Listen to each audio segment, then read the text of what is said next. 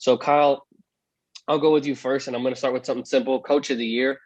Just pick one coach, not in the conference. Not each conference, just one coach that you believe is the best coach in this league right now. Look, this is a tricky one for me because I think a lot of people would say Doc Rivers because of where the 76ers are. Look, I'm going to say Monty Williams. Thank you. Monty Williams, man. I'll tell you right now, the Suns are the second seed in the Western Conference right now. The addition of Chris Paul has paid huge dividends for them. Devin Booker's having a career year this year. And I thought that the Suns were probably going to be like a mid-level team in the Western Conference this year, maybe like around like a 5 or 6 seed this year. Not a 2. So did I. Not a 2. Not They've a been two. playing outstanding basketball.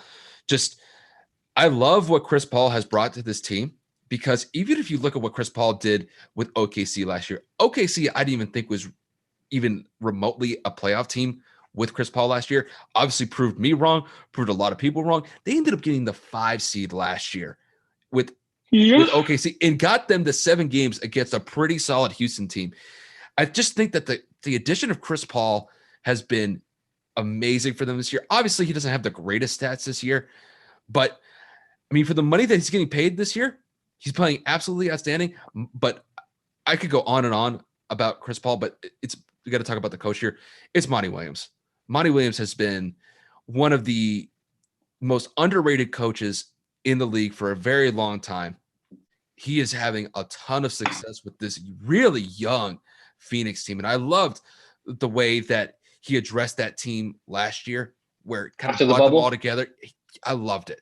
that was a great speech. He's a great. I mean, the guy is just a stand-up citizen in the NBA. And man, he's my coach of the year so far at this point in the season.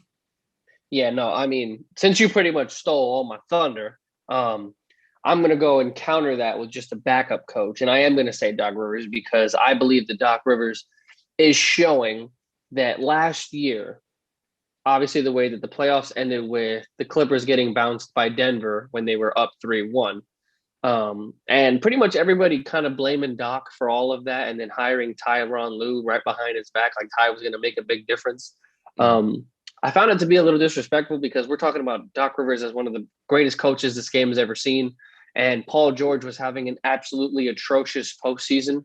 And Kawhi Leonard had probably one of the worst game sevens a superstar is supposed to have in a game 7. He had like So, 11, had like 11, 13 points, bro. It was bad. Like to put all of that on Doc Rivers, like he was actually suited up, kind of upsets me. And like they didn't upgrade at coach at all. They literally downgraded. We all know that Tyronn Lue was a good coach because LeBron James was on the team and Tyronn Lue wasn't going to tell LeBron James what to do. We all know LeBron kind of coaches himself.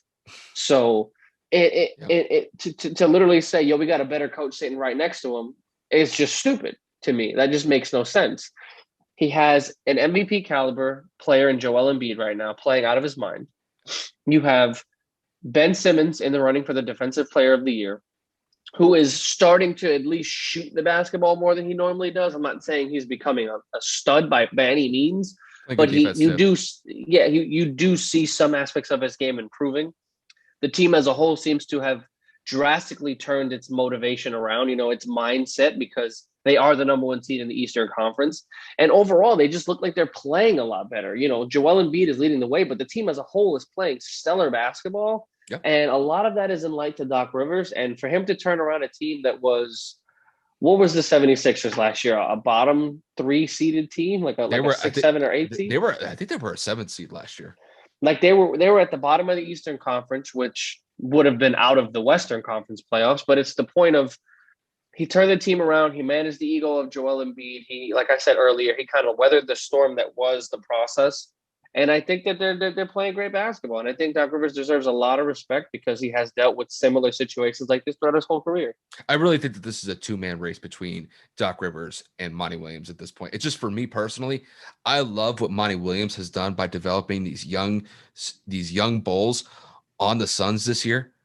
And I mean, not just this year, even in last year, because they were playing outstanding basketball. They were undefeated in the bubble. In the bubble, 8-9-0? Yeah, I think they just missed getting into the playoffs last year. It's just, I love what Monty Williams has done with this team. And who knows? I don't know if this team's going to crack the number 1 seed in the West. I think Utah would have to slide a little bit for that to happen. But I love the direction of where this Phoenix team is going.